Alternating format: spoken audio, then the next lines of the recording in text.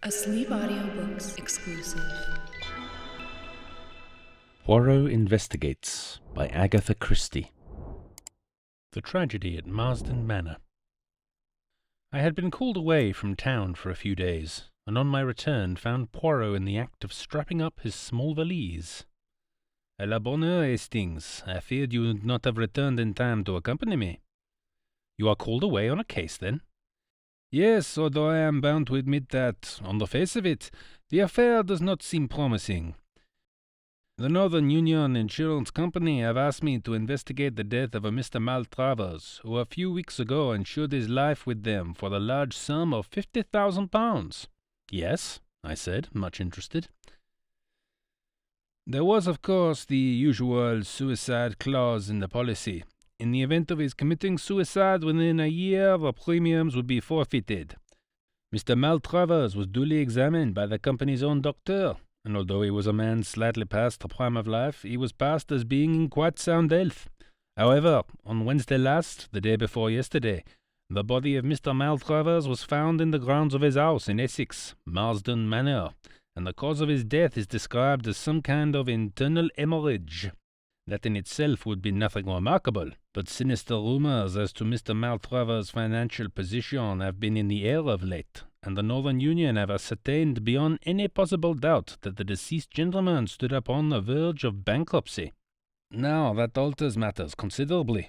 Maltravers had a beautiful young wife, and it is suggested that he got together all the ready money he could for the purpose of paying the premiums on a life insurance for his wife's benefit, and then committed suicide. Such a thing is not uncommon. In any case, my friend Alfred Wright, who is the director of the Northern Union, has asked me to investigate the facts of the case. But, as I told him, I am not very hopeful of success. If the cause of death had been heart failure, I should have been more sanguine.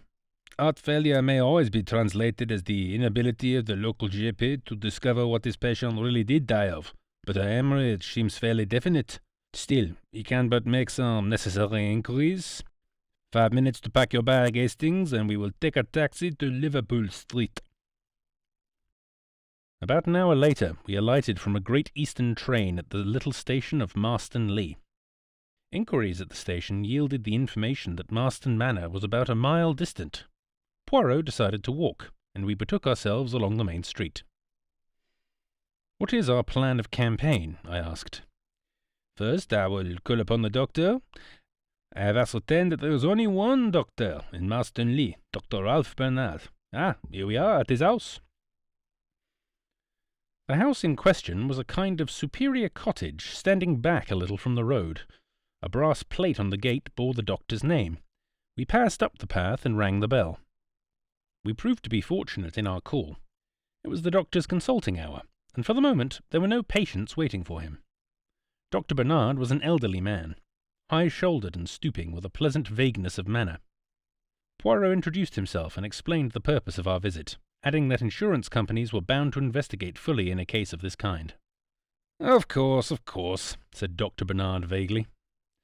"I suppose as he was such a rich man, his life was insured for a big sum?" "You consider him a rich man, Doctor?" The doctor looked rather surprised. "Was he not? He kept 2 cars, you know, and Marsden Manor is a pretty big place to keep up, although I believe he bought it very cheap." "I understand that he had considerable losses of late," said Poirot, watching the doctor narrowly. The latter, however, merely shook his head sadly. "Is that so? Indeed. It is fortunate for his wife, then, that there is this life insurance. A very beautiful and charming young creature, but terribly unstrung by this sad catastrophe. A mass of nerves, poor thing. I've tried to spare her all I can, but of course the shock was bound to be considerable." "You had been attending Mr. Maltravers recently?" "My dear sir, I never attended him." "What?" "I understand Mr. Maltravers was a Christian Scientist, or something of that kind. But you examined the body?" "Certainly, I was fetched by one of the under-gardeners." "And the cause of death was clear?" "Absolutely. There was blood on the lips, but most of the bleeding must have been internal." "Was he still lying where he had been found?" "Yes. The body had not been touched. He was lying at the edge of a small plantation. He had evidently been out shooting rooks. A small rook rifle lay beside him. The hemorrhage must have occurred quite suddenly. Gastric ulcer, without a doubt. No question of his having been shot, eh? My dear sir! I demand pardon, said Poirot humbly. But if my memory is not at fault, in the case of a recent murder, the doctor first gave a verdict of heart failure, altering it when the local constable pointed out that there was a bullet wound through the head. You will not find any bullet wounds on the body of Mr. Maltravers, said Dr. Bernard dryly. Now, gentlemen, if there is nothing further. We took the hint. Good morning, and many thanks to you, Doctor, for so kindly answering our questions. By the way, you saw no need for an autopsy? Certainly not. The doctor became quite apoplectic. The cause of death was clear, and in my profession we see no need to distress unduly the relatives of a dead patient. And turning, the doctor slammed the door sharply in our faces. And what do you think of Dr. Bernard, Hastings? Inquired Poirot as we proceeded on our way to the manor. Rather an old ass. Exactly. Your judgments of character are always profound, my friend. I glanced at him uneasily, but he seemed perfectly serious. A twinkle, however, came into his eye, and he added slyly, That is to say, when there is no question of a beautiful woman. I looked at him coldly. On our arrival at the manor house, the door was opened to us by a middle-aged parlour-maid. Poirot handed her his card, and a letter from the insurance company for Mrs. Maltravers. She showed us into a small morning-room, and retired to tell her mistress. About 10 minutes elapsed, and then the door opened, and a slender figure in widow's weeds stood upon the threshold. "Monsieur Poirot," she faltered. "Madame!" Poirot sprang gallantly to his feet and hastened towards her. "I cannot tell you how I regret to derange you in this way. But what will you? Les affaires, they know no mercy." Mrs. Maltravers permitted him to lead her to a chair. Her eyes were red with weeping, but the temporary disfigurement could not conceal her extraordinary beauty. She was about 27 or 8, and very fair, with large blue eyes and a pretty pouting mouth. "Is it something about my husband's insurance, is it? But must I be bothered now, so soon?" "Courage, my dear madame, courage. You see, your late husband insured his life for a rather large sum, and in such a case the company always has to satisfy itself as to a few details. They have empowered me to act for them. You can rest assured that I will do all in my power to render the matter not too unpleasant for you. Will you recount to me briefly the sad events of Wednesday?" "I was changing for tea when my maid came up. One of the gardeners had just run to the house. He had found—" Her voice trailed away. Poirot pressed her hand sympathetically. "I comprehend. Enough.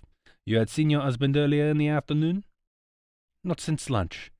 I had walked down to the village for some stamps, and I believe he was out pottering round the grounds." "Shooting rooks, eh?" "Yes, he usually took his little rook rifle with him, and I heard 1 or 2 shots in the distance." "Where is this little rook rifle now?" "In the hall, I think." She led the way out of the room and found and handed the little weapon to Poirot, who examined it curiously. "2 shots fired, I see," he observed as he handed it back. "And now, madame, if I might see—" He paused delicately. "The servant shall take you," she murmured, averting her head. The parlour-maid, summoned, led Poirot upstairs. I remained with the lovely and unfortunate woman. It was hard to know whether to speak or remain silent.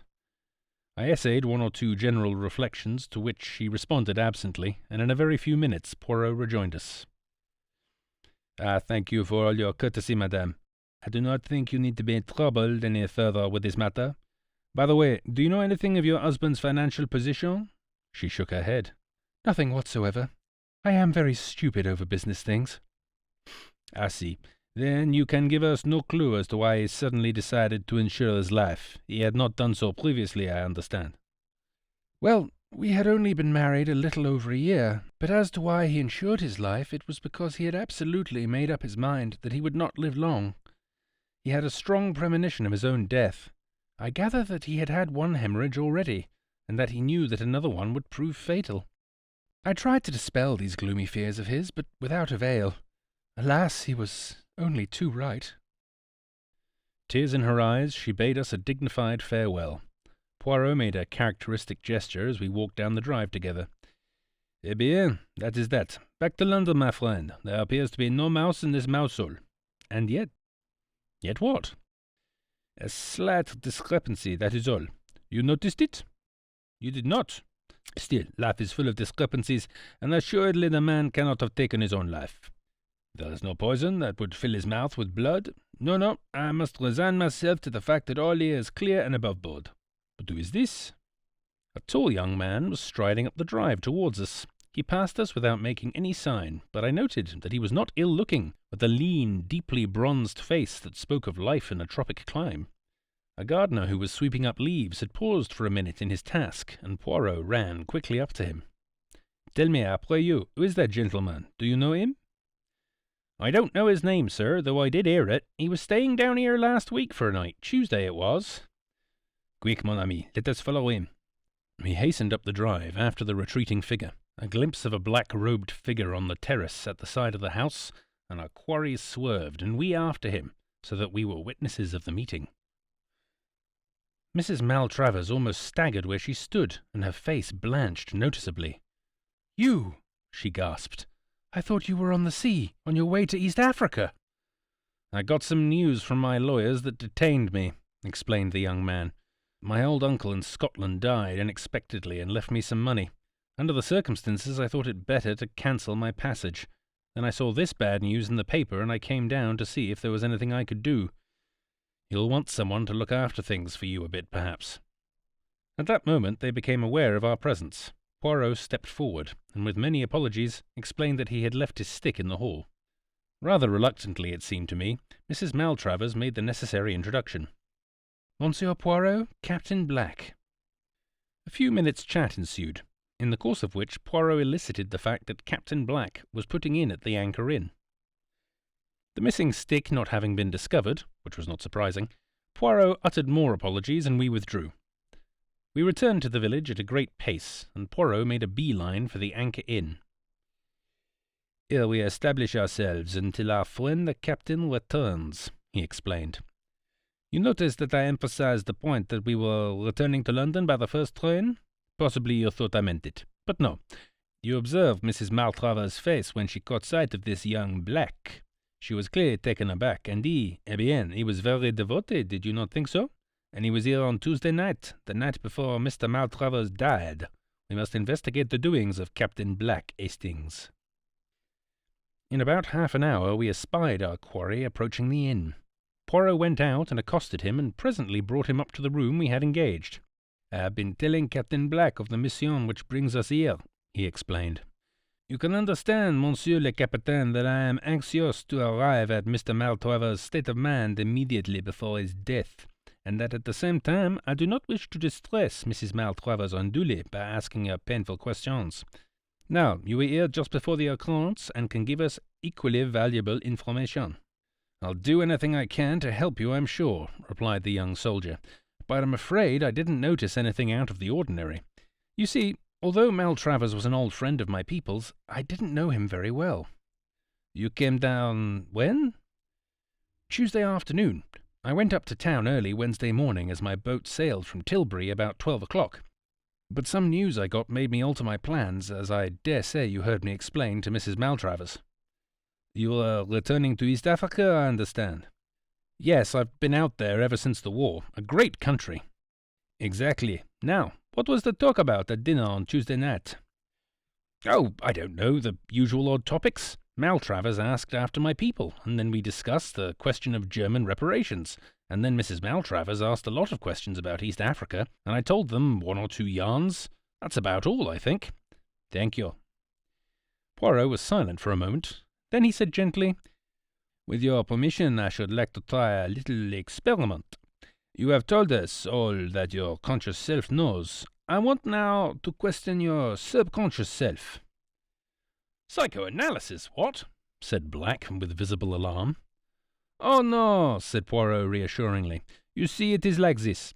I give you a word, you answer with another, and so on. Any word. The first one you think of. Shall we begin?" "All right," said Black slowly, but he looked uneasy. "Note down the words, please, Hastings," said Poirot. Then he took from his pocket his big turnip-faced watch and laid it on the table beside him. "We will commence. Day." There was a moment's pause, and then Black replied, "Night." As Poirot proceeded, his answers came quicker. "Name," said Poirot. "Place, Bernard. Shore, Tuesday. Dinner, journey. Ship, country, Uganda. Story, lions. Rook rifle, farm. Shot, suicide. Elephant, tusks. Money, lawyers." "Thank you, Captain Black. Perhaps you could spare me a few minutes in about half an hour's time?" "Certainly." The young soldier looked at him curiously and wiped his brow as he got up. "And now, Hastings," said Poirot, smiling at me as the door closed behind him, "you see it all, do you not?" "I don't know what you mean." "Does that list of words tell you nothing?" I scrutinized it, but was forced to shake my head. "I will assist you. To begin with, Black answered well within the normal time limit, with no pauses, so we can take it that he himself has no guilty knowledge to conceal. Day to night, and place to name, are normal associations. I began work with Bernard, which might have suggested the local doctor had he come across him at all. Evidently he had not. After our recent conversation, he gave dinner to my Tuesday, but journey and country were answered by ship and Uganda, showing clearly that it was his journey abroad that was important to him, and not the one which brought him down here. Story recalls him one of the lion stories he told at dinner. I proceed to Rook Rifle, and he answered with the totally unexpected word, farm. When I say shot, he answers at once, suicide. The association seems clear. A man he knows committed suicide with a rook rifle on a farm somewhere. Remember, too, that his mind is still on the stories he told at dinner, and I think you will agree that I shall not be far from the truth if I recall Captain Black and ask him to repeat the particular suicide story which he told at the dinner table on Tuesday evening." Black was straightforward enough over the matter. "Yes, I did tell them that story, now that I come to think of it. Chap shot himself on a farm out there. Did it with a rook rifle through the roof of the mouth. Bullet lodged in the brain. Doctors were no end puzzled over it. There was nothing to show except a little blood on the lips. But what has it got to do with Mr. Maltravers? You did not know, I see, that he was found with a rook rifle by his side." "You mean upon my story suggested to him—" "Oh, but that's awful!" "Do not distress yourself. It would have been one way or another. Well, I must get on the telephone to London." Poirot had a lengthy conversation over the wire and came back thoughtful. He went off by himself in the afternoon, and it was not till 7 o'clock that he announced that he could put it off no longer, but must break the news to the young widow. My sympathy had already gone out to her unreservedly.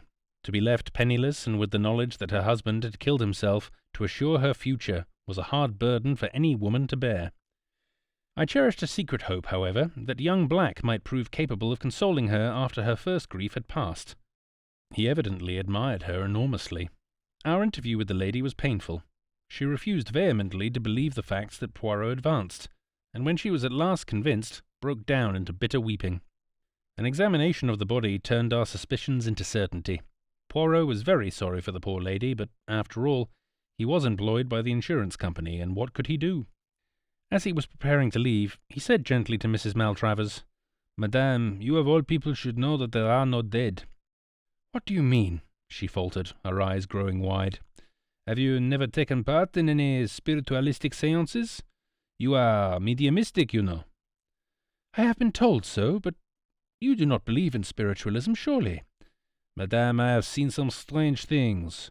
You know that they say in the village that this house is haunted?" She nodded, and at that moment the parlour-maid announced that dinner was ready. "Won't you just stay and have something to eat?" We accepted gratefully, and I felt that our presence could not but help distract her a little from her own griefs. We had just finished our soup when there was a scream outside the door, and the sound of breaking crockery. We jumped up. The parlour-maid appeared, her hand to her heart. "It was a man, standing in the passage." Poirot rushed out, returning quickly. "There is no one there?" "Isn't there, sir?" said the parlour-maid weakly. "Oh, it did give me a start." "But why?" She dropped her voice to a whisper. I thought it was the master. It looked like him."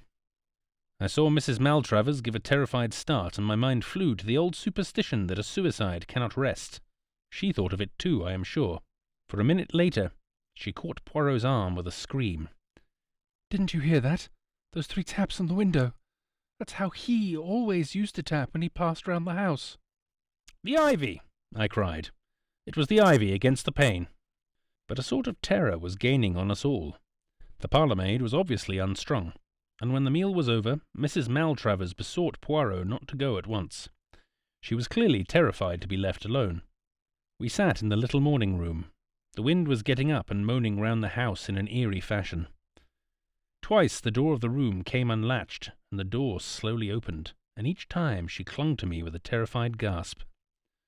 "Ah, but this door, it is bewitched," cried Poirot angrily at last. He got up and shut it once more, and then turned the key in the lock. "I shall lock it so." "Don't do that," she gasped. "If it should come open now—" And even as she spoke, the impossible happened. The locked door slowly swung open. I could not see into the passage from where I sat, but she and Poirot were facing it. She gave one long shriek as she turned to him. "You saw him, there, in the passage?" she cried. He was staring down at her with a puzzled face, then shook his head. "I saw him, my husband. You must have seen him too." "Madam, I saw nothing. You are not well, unstrung." "I am perfectly well. Oh, God!" Suddenly, without any warning, the lights quivered and went out. Out of the darkness came 3 loud taps. I could hear Mrs. Maltravers moaning. And then I saw. The man I had seen on the bed upstairs stood there facing us, gleaming with a faint ghostly light. There was blood on his lips, and he held his right hand out, pointing. Suddenly a brilliant light seemed to proceed from it. It passed over Poirot and me and fell on Mrs. Maltravers. I saw her white, terrified face, and something else. "My God, Poirot!" I cried. "Look at her hand! Her right hand! It's all red!" Her own eyes fell on it, and she collapsed in a heap on the floor. "Blood!" she cried hysterically. "Yes, it's blood! I killed him! I did it! He was showing me, and then I put my hand on the trigger and pressed. Save me from him! Save me! He's come back!" Her voice died away in a gurgle. "Let's," said Poirot briskly. The lights went on as if by magic. "That's it," he continued. "You heard these things, and you, Everett? Oh, by the way, this is Mr. Everett, rather a fine member of the theatrical profession. I phoned to him this afternoon. His makeup is good, isn't it? Quite like the dead man, and with a pocket torch and the necessary phosphorescence, he made a proper impression. I shouldn't touch your right hand if I were you, Hastings. Red paint marks so. When the lights went out, I clasped her hand, you see. By the way, we mustn't miss our train. Inspector Japp is outside the window. A bad night, but he has been able to while away the time by tapping on the window every now and then." "You see," continued Poirot as we walked briskly through the wind and rain, "there was a little discrepancy. The doctor seemed to think the deceased was a Christian Scientist, and who could have given him that impression but Mrs. Maltravers. But to us she represented him as being in a grave state of apprehension about his own health. Again, why was she so taken aback by the reappearance of young Black? And lastly, although I know that convention decrees that a woman must make a decent pretense of mourning for her husband, I do not care for such heavily rouged eyelids. You did not observe them, Hastings, no? As I always tell you, you see nothing." Well, there it was. There were the 2 possibilities. Did Black's story suggest an ingenious method of committing suicide to Mr. Maltravers? Or did his other listener, the wife, see an equally ingenious method of committing murder? I incline to the latter view. To shoot himself in the way indicated, he would probably have had to pull the trigger with his toe, or at least so I imagine. Now, if Maltravers had been found with one boot off, we should almost certainly have heard of it from someone. An odd detail like that would have been remembered. No, as I say, I incline to the view that it was a case of murder, not suicide, but I realized that I had not a shadow of proof in support of my theory. Hence, the elaborate little comedy that you saw played tonight. "Even now, I don't quite see all the details of the crime," I said. "Let us start from the beginning.